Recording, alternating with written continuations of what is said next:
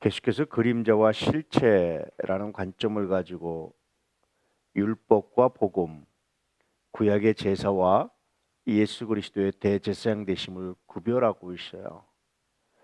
이건 이 당시에 철학적 사상이기도 하고요. 굉장히 중요한 관점이기도 했습니다. 단순하게 기록되어 있는 것 같지만 그 당시에 최고의 철학적 지식을 가지고 복음을 변증하고 있는 탁월한 관점입니다.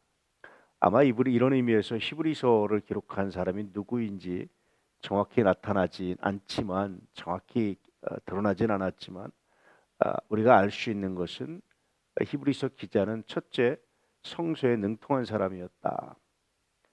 두 번째 그 당시에 철학에 능통한 사람이었다라고 볼 수 있어요.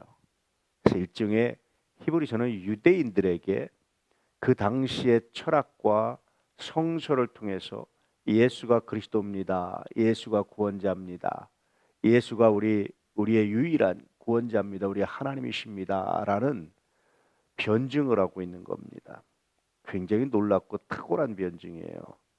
오늘날 우리는 이 말씀을 너무나 쉽게 단순하게 읽지만 그 당시 사람들에게는, 특히 그 당시 지식인들에게는 굉장히 놀라운 변증입니다.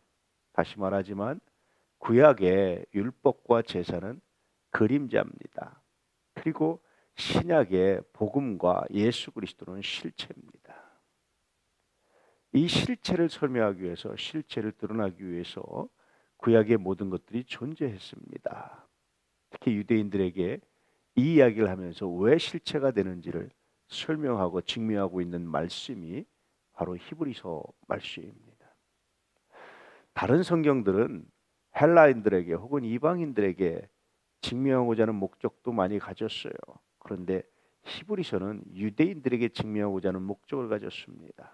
그래서 유독 유대인들의 제사법과 그리스도의 속죄에 대해서 아주 자세하게 논증하고 기록하고 있죠.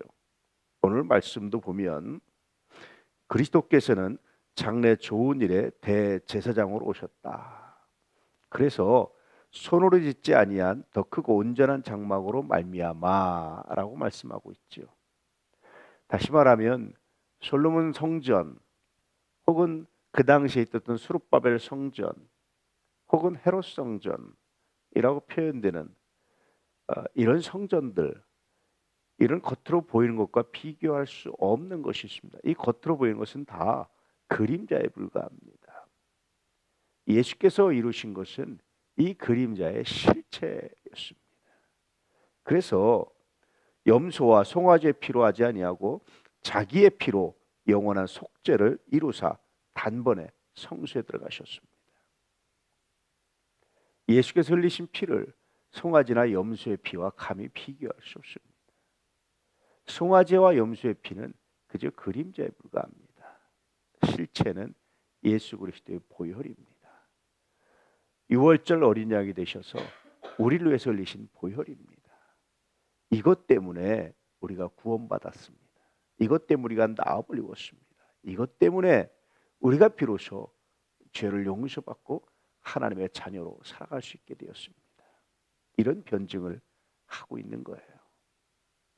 동일하게 이 관점을 우리의 삶에 적용하면 여러분, 우리가 겪는 모든 것들은 그림자에 불과합니다. 실체는 뭡니까? 그것은 예수 그리스도의 복음이고 예수 그리스도의 사랑이고 더 나아가서 우리가 예수 그리스도를 닮아가고자 하는 하나의 그림자라는 겁니다. 많은 사람들이 이 그림자에 속아서 이것 때문에 울고 웃고 원수짓고 무너지고 넘어지고 쓰러지고 자빠지고 있는 거죠. 우리는 이 그림자가 아니라 실체로 소유하고 살아간다는 건 뭐예요? 우리가 겪는 이런 사건이나 우리가 겪는 이런 삶의 여러 가지 문제들, 여기에 빠지지 아니하고 이 안에서 나타난 하나님의 섭리, 하나님의 은혜, 복음, 예수 그리스도의 능력, 그 이름, 이런 것들을 붙들고 살아가야 된다라는 거예요. 우리가 살아가는 모든 사건들은 바로 이런 것들을 드러내기 위한 하나의 도구에 불과하다라는 겁니다. 그러므로 너무 삶의 문제에 깊이 아파하지 마십시오. 너무 삶의 죄라는 문제에 너무 깊이 고민하지 마십시오.